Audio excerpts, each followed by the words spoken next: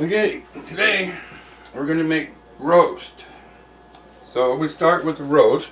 Take it out of the pan, or out of the package, in the package, and rinse it. It's always good to rinse the meat. Second, we're going to heat up the stove here, and we're going to give a nice brown color on the roast. I like to cook my roast up. So I usually take the roast and I'll put it into like 4 good hunks. 4 good hunks is good. Okay? Rinse. It's always good to rinse your meat. In there. This is my favorite Trump. That's T-R-U-M-P roast. Trump roast, see? Yeah. We put this in the crock pot. Gonna add water.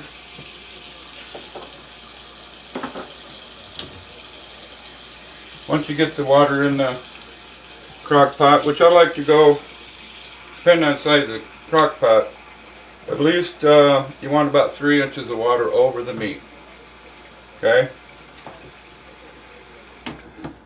Pan's ready. So we're going to brown it. 1, 2, 3, and 4. So when that is browned, meanwhile, I'll get the reason I put the meat in there and then the water, so I knew where the level had to be. Not real important though.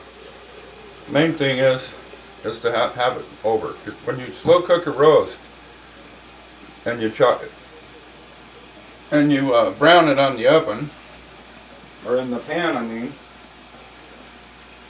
it locks in the juices of the meat even when you cook it in a crock pot. So, well, this is browning here. I'm going to add salt, which I'd say is about half a teaspoon. Pepper, a whole teaspoon. Okay. Then we put some onion powder. Onion powder, half a teaspoon. Which of course that'll be depending on what kind of flavor you like. Garlic powder is always good. It's a little bit of a secret, but cumin. This stuff's pretty good. You don't need much of it. It just kind of gives it a little kick on the flavor, though. And then that's about it. You know, you don't have to char the meat. You just want to brown it.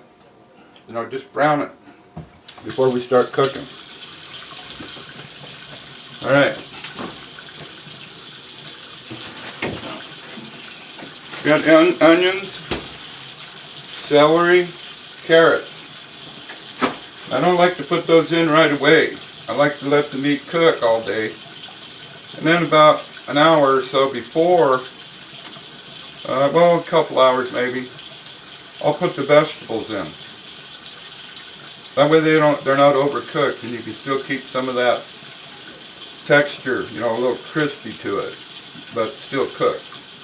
So my favorite to use is the little baby carrots. You know, I slice those up. 1 carrot probably into 3 pieces. So I'll be doing that. And then I get a bag of celery, and the celery lasts pretty good in the refrigerator. So get yourself a bag of celery and use about half of it. That'll be going in after a while. Meanwhile, turn your pieces. You know, once they get brown, you want to turn them over. That way you can brown all 4 sides when you cut it up. It really makes a difference and makes it a lot tender. You know, some don't like to make a beef roast because it's not always tender, but it'll be tender, I guarantee you.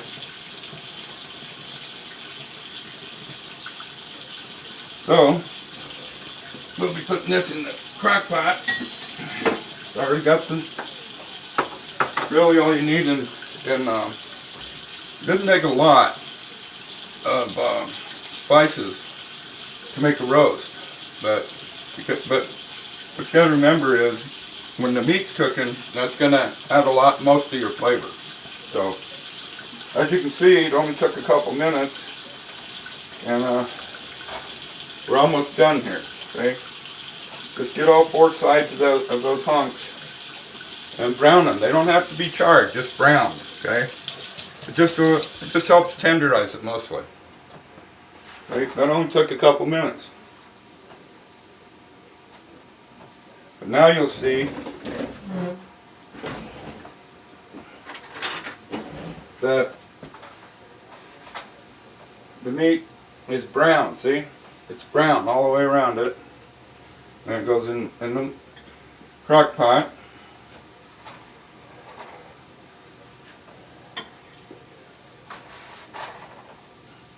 Three and 4. Now what I'll do is I'll turn it on high. And then it takes it about an hour and a half to come to a boil. Then you turn it on low. If you start this, like now I'm starting this at about 11 in the day. By 5 o'clock, dinner time, 5:30, we'll be eating this roast. So it doesn't take that long. You can make it on a Sunday, start out in the morning, and just kind of watch it all day. Carrots and celery take right about an hour of slow cook to where they're done. So,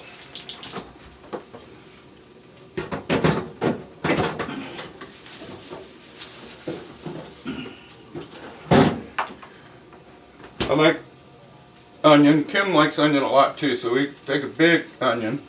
So we'll have an onion, baby carrots, they're a lot sweeter, and then, gotta watch that, don't leave the pan going. Once you get the meat out of there, it heats up right away. And then also, I like to take the potatoes, and what I'll do is I'll boil those in a pan.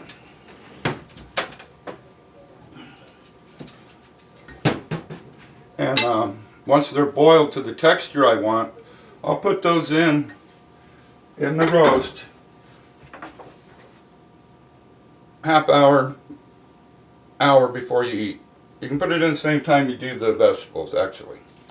But that way the potatoes still hold their own unique potato flavor, you know what I mean? It doesn't get soaked all the way through. That's why I like to do it that way. So it's real easy. 1 roast, 1 onion, half a bag of celery, half a bag of baby carrots, and about 3 or 4, potatoes, depending on the size and on how big your crock pot is. If you like the potatoes, you can, put more. But you can also, which I might send you a video for that, you might want to save some of the juice, see? Then you can take the juice and put it in a pan and mix cornstarch with it. Oh, what a good gravy that makes. Just a little bit of cornstarch. The secret about cornstarch is you mix it in a cup, about a half cup of this. You mix it in a cup with a whisk and cold water, not hot water, cold water. And once your gravy juices are up to where they're boiling, then you add that in there and whisk it with the whisk. You whisk it into the juices, and then you get a gravy, real good, nice, flavorful gravy, so that you can smash your potatoes and pour it over your potatoes if you'd like. So there's a couple of things to do with the juices. That's up to you. Anyway, that's how you make a good Trump roast,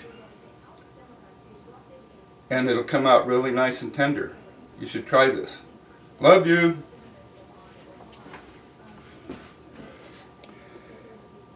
I didn't tape any of that.